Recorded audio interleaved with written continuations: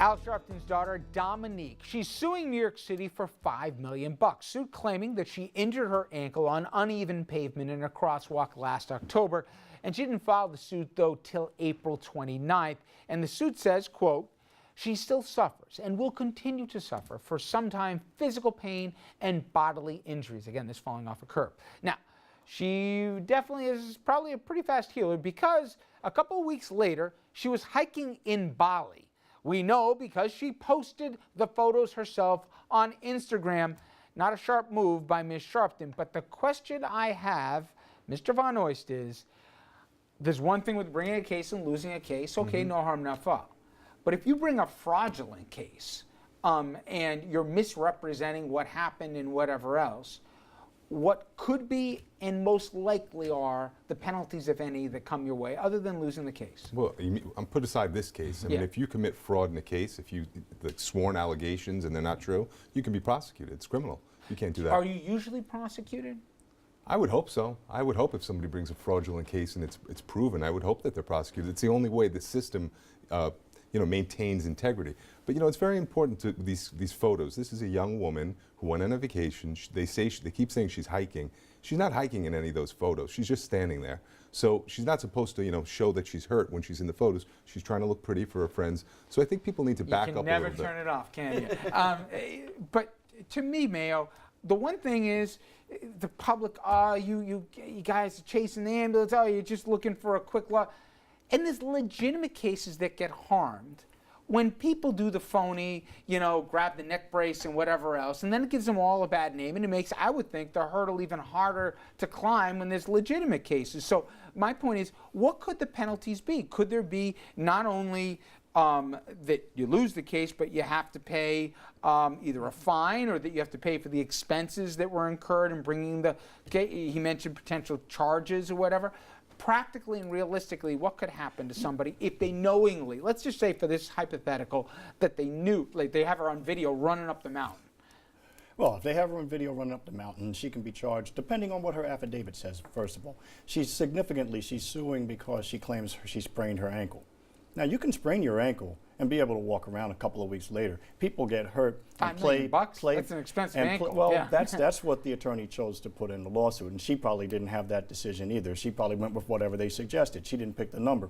But you have people in the NBA playoffs who have broken wrists, and they're playing the next day, and they're using that wrist, and it's broken. I mean, the X-rays confirm that.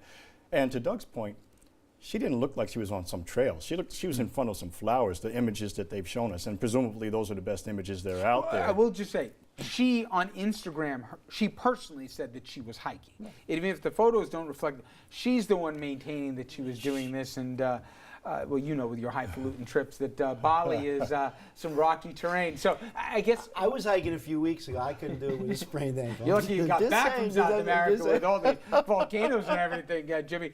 But come on now, the public's like, see this BS that's going on, people trying to get a quick settlement and a cash grab here, and then this stuff comes out. Maybe a way to scare off some of these fraudulent cases is put a penalty attached to it. Not that you got to win the case, but if you're so full of it, and if when Mr. Brady threw the briefcase and the guy turned around with the neck brace, come on, there should be a penalty for that. I've always said that, and I couldn't agree more. Legitimate cases need to be brought and they need to be heard without that kind of cynicism. And the only way you're going to stop it from happening is to tell the litigant, if you file a frivolous claim, if you file a perjurious claim, you are not only going to pay all the expenses of the legal system, not only the other lawyer, you're going to pay what it costs the legal system to prosecute it. Let's face it, we all know the way to get to people is through their pocketbooks, and there's got to be a financial ramification. I'm not saying she's doing it, but when it happens and it can be proven, that's the way to deal with it. Let me tell you what's wrong with that. Then you have a system where you have either no, I disagree with that. You either have a really bad suit or you have nothing. So, because these people, a lot of people don't have money. Their lawyers take these cases on contingency.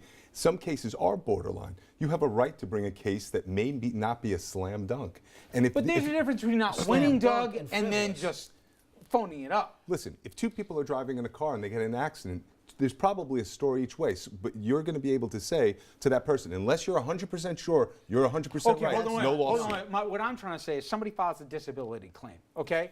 And then the next thing I do, they're running in the Iron Man or something. That's talking about fraud. lying. That's that person fraud. should be But charged. that's something completely Right. different. Aren't there penalties for frivolous suits? I Absolutely. mean, we're not talking about an accident, and we're not talking. You can be punish the disbarred. lawyer. But That's the, right. But the that's point right. is the frivolous lawsuit.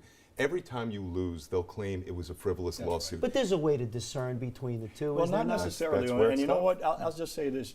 Jim, look, a lot of cases, some of the cases where people really are injured, they can't bring a case because there's not a broken bone. There's not, quote unquote, a serious injury, but they're debilitated because they're just. But I think want we're to show you talking something about about why. debilitated. This one, I think, woman's got a case. All right, a famous DJ, not that I ever heard of the guy, Steve Aoki. He's getting sued. Oh yeah, Doug knows. He's into the tech music, right? Being sued by a fan who claims that she broke her neck after he stage dived and landed on her. Look at the video. It happened at the Hard Rock Hotel in San Diego in 2012. That's a pretty high jump here.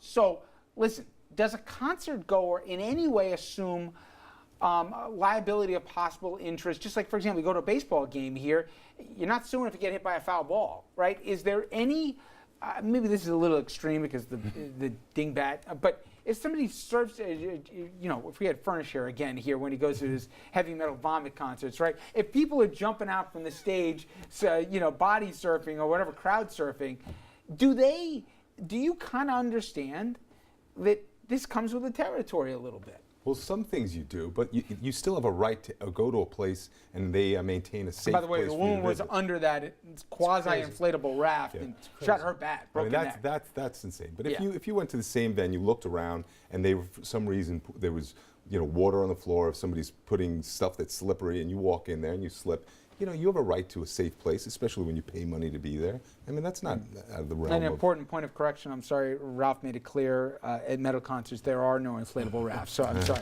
but go ahead. Yeah. Well, I think here maybe you're looking at some contributory negligence. If she's standing underneath the raft, that doesn't make so much sense. But it still doesn't mean she can't recover. I think it's very different if she's simply out in the audience and some guy dives down and lands on your neck and breaks your neck. Yeah, I mean, there's a ton of cases where summary judgment is granted for concert goers because they're surfing, whatever they jump on, they're carrying them around. But it really is a question of what's reasonable, what's foreseeable. You go to a concert, I can't imagine that you're expecting some guy to jump 30 feet onto your head and that you're assuming that risk. Is the broader rule of thumb for the folks that when they assume, hey, if I go to someplace and I get hurt, it's black and white. Where the person either who hosted or who did it to me, they're in trouble. If you've been drinking at the event, if you're not paying attention to it, is it harder to collect on these things than the public thinks? I think it is harder to collect when you go to a particular venue and the activity there is what's to be expected and it's reasonable. It's reasonably foreseeable. But something like this is not reasonable. No reason. I think jurors may have a hard time awarding money, even if perhaps they should. Okay, I want to save some time for the next segment because it was the story that dominated headlines this week here from Waco, Texas. Prosecutors there have 170 problems on their hands. That's the number of bikers the cops arrested after the shootout that killed 9 people. Most are being held on $1 million bond. But my question is, how do you possibly separate one from the other when none of these guys are good guys here? And how do you handle that many bikers in that many cases simultaneously? We'll talk about that after this.